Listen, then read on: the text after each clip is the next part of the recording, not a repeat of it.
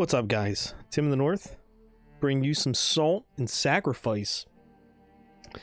This just recently released on the PS4 and 5. I decided to download it, start playing it, and I messed around with it for a while.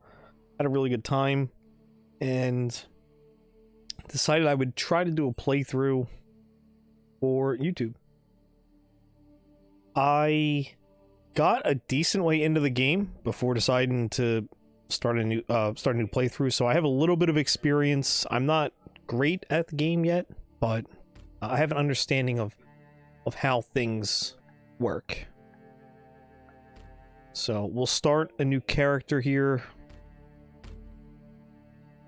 We will go with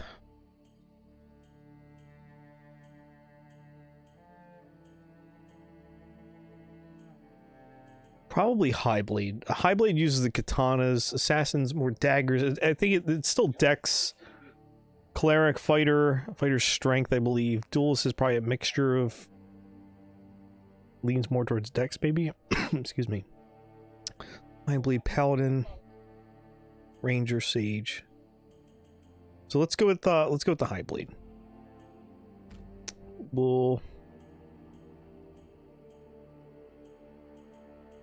I'm not sure what a whole lot of these items do yet. This one gives a ring, so let's try that. Do masculine. Our appearance. Go wood. Eye color. I don't think this really matters. We end up having so much on us, it doesn't really seem to make a difference. Hair. Shaggy. Go with short. Short should be fine. Hair color, copper. Yeah, copper is probably close to my hair color. Whiskers. Bearded. Also gonna make that copper. Blonde eyebrows are fine. And we'll venture forth.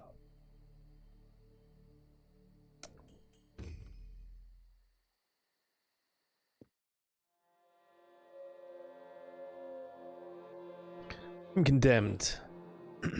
The crime of sumptuousness. Realm's ultimate wasn't paying attention. There's another way to become a marked visitor. I drank the mage bane. I spoke the words. My Galler brings me to the western frontier. I live now only to hunt mages.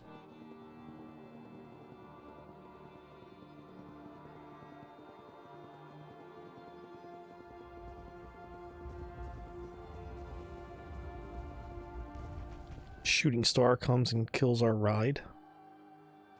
So movements left and right. I think I already have my... Oh, I gotta cut this rope or key for my handcuffs. Killed that guy. Steel blade. So yeah, I already have the buttons changed. So I believe roll is usually right trigger.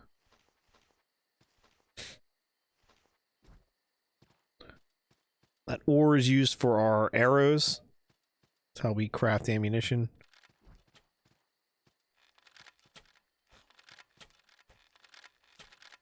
Oh. Exchange blows there. More iron ore. Drop down between thin floorboards. We have the ability to kick off walls. All right, so we have ourselves a... Oh my god. And dead already. Obliterated.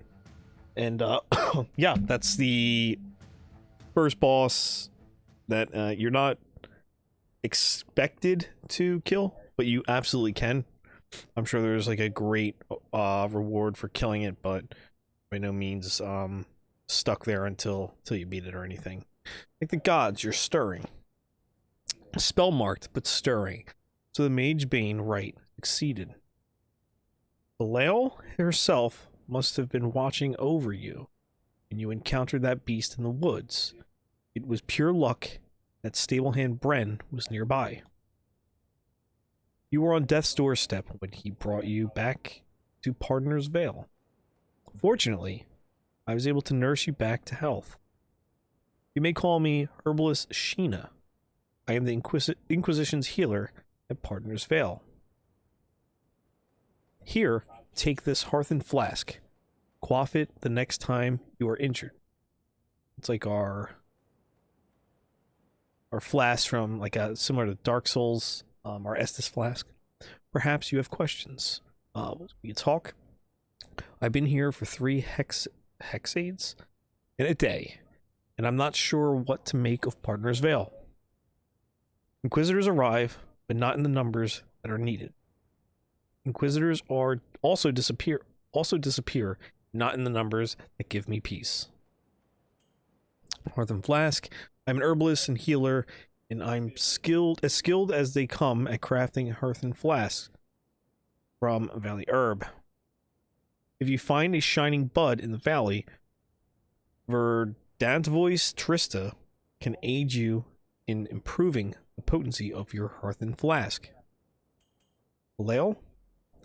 The names of the gods have fallen from our tongues, so it's no surprise to hear a trained mage hunter ask about Belal. Belal is the god of healing wind. It is said that she draws flies from the sick into an urn filled with magical oil, where they become butterflies. Sounds like the sisters from Resident Evil 8. Spellmark. Yes, spellmarked. You would have died in those woods if not for the Magebane rite you undertook. This region is polluted with warped magic, but there's a benefit to it. Those who have successfully undergone the Magebane rite can stave off death, becoming spellmarked instead. Not living, not dead, but animated by the mystical warp that infects this region. There is a way to atone yourself with the spell mark and return to life. It requires a rare item known as a guiltless shard. The corruption of mages and their minions has a crystallizing effect on whatever purity remains. These solidified masses are shards of pure innocence. Hunt and devour mages and their minions if you wish to be atoned and become living again. Okay, we're done here. So we have our flask, similar to the Estus flask from Dark Souls. The shards that they were just talking about are similar to humanity. And we can talk to this guy. By turning his hands, you're awake. I'm Warpsmith Zakiel, but you can call me Zach. Thank you, Zach. Welcome to Partner's Vale, but before we get too far into it, you should go speak with Champion Hera. She's down the steps to the west. Okay, we'll head down the steps to the west. You are Tim in the North, I trust. I am Champion Hera. I'm technically in charge here at Partner's Vale, but I do my penance here just as you do. You must embark at once to Ashbourne Village, but to do so you must first speak with Rune Reader the Della. Descend the stone steps to the west until you reach a cat, then descend more steps east until you reach the pond. Then speak to Rune Reader the Della by the Mirror Gate. Okay, you can do that. So I'll show off Partner's Vale here a little bit. You can test on the dummies if you'd like. There is a forge here in which you'll be able to craft the equipment. We don't have any materials yet. You can upgrade your current equipment here. Your armors, swords, and ranged weapons. I don't know if I can reach this yet. No, I can't. At least it's not letting me. That bush I just picked up from here, it gives us charges for our flask. Anytime we see deposits like that, we want to grab as much as we can because that is our ammunition essentially. Some fire bombs, those are nice. Those are a limited resource. Up here is where we'll be able to level up using salt, and then you get skill points essentially, and then you put the skill points into this tree. But yeah, that's the gist of Partners Vale, where we'll be spending most of our time when we're here. We'll walk and we'll pet the kitty. Talk to the Rune Reader. Are you ready to enter the Mirror Gate? Yes. Your optimism is admirable. I am called Rune Reader Della. I am the keeper of the Mirror Gate. The warp of magic has already begun to poison these woods, rendering travel by land nearly impossible. But the Mirror Gate can lead us right to those cruel and twisted mages that plague the realm. The Mirror Gate is activated by arcane words spelled in runestones. As a marked inquisitor, you must always be seeking new runestones. I can share a word of runestones with you. Travel to Ashbourne Village. Choose the runes from the basket and then step into the light. Okay, so this is the basket Rune Reader is referring to. You can manually put them in if you'd like.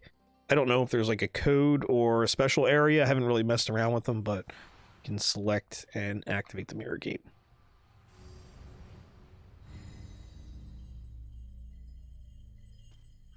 So these are our bonfires, essentially. You can rest and resupply. It causes everything to respawn. It can also return back to the camp that we were just at. So these little messages are left behind. I believe we can leave messages. I probably won't, but we can. So we are very weak. We're going to make sure we're grabbing as much stuff as possible and being somewhat careful. We can block. I'm terrible at it. I usually just try to dodge roll and go with the no-hit strats. I know I just took a lot there to show that off, but that's what I do. So I know there's some mats up here just because I've played through this area probably about 100 times. There's a lot of... I shouldn't say a lot. There's a bit of grinding to this game. And that's one of the reasons why I actually kind of enjoy it. It's peaceful, just hunting various things, trying to get the resources required to level up gear. So up here, it's hard to see, but there is actually a trap right there. You see like a little thing sticking up. It's going to activate this and swing and hit me in the face. Don't worry, I'll run into it at some point. I always forget them. I just happen to remember it this time. I just want to make sure I grab this iron ore up here. Ash Pyre is an upgrade material. We can't do anything yet up here. Really no point of coming up here any further, but I wanted to make sure I got the resources for the upgrade materials because those are very important. Or else we'll be stuck without some ammunition for the bow for a little bit of time. Coming into these caves, there are some bats that come through here.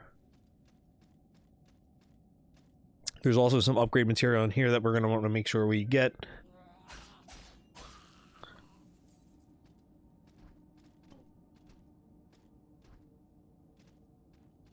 You can also do a plunge attack. It's good to keep that in mind.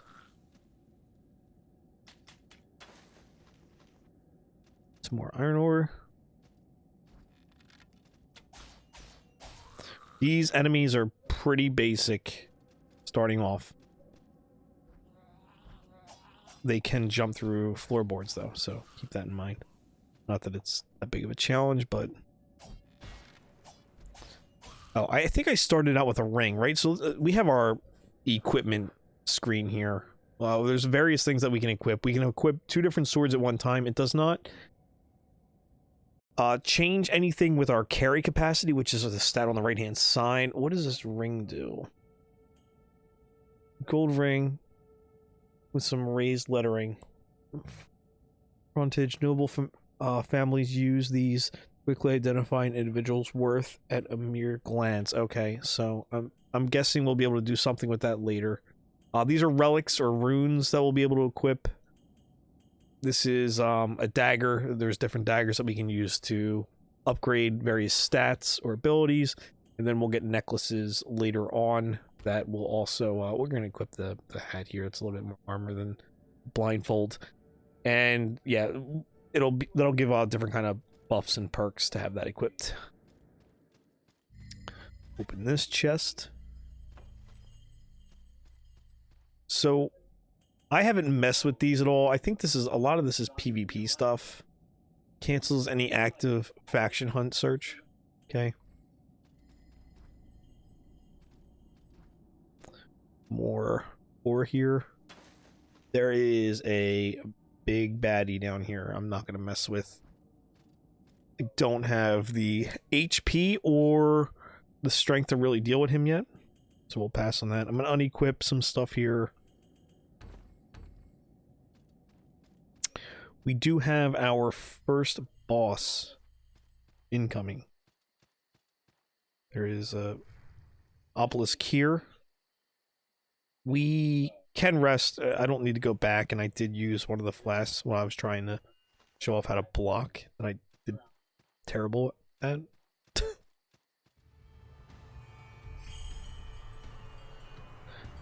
Urkel's Necklace of Ears. Okay, so this is our first boss. It's not bad. It's basically an introduction of make sure you're managing stamina.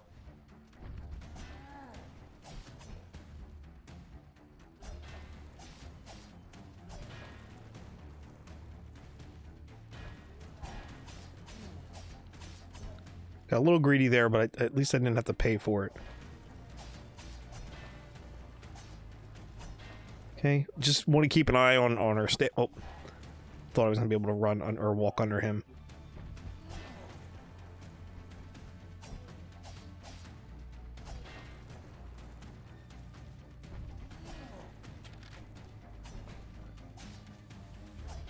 So, yeah, this is pretty much the fight.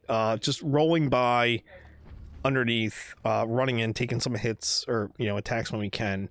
He does go into a second phase here where he starts getting a little bit fancier with his moveset, which he's at 50% now, so you're going to see a little bit more swag to his attacks. Yeah, see. As long as you're not standing in front of the initial attack, it's not really a big deal. So the strategy of rolling by, it doesn't have to change up here.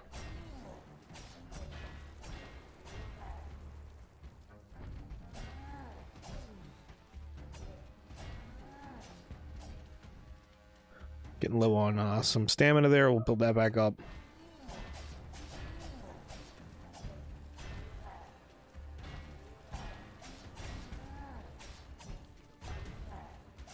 And there we go. First boss is down. Vanquished. So after defeating that boss, we'll head into this tunnel and we'll actually get our first major important item of the game. Down here.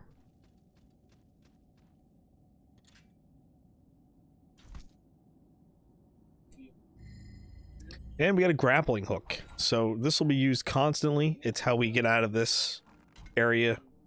There's a chest here. This little cave is pretty much an introduction to the grappling hook. You can chain it together.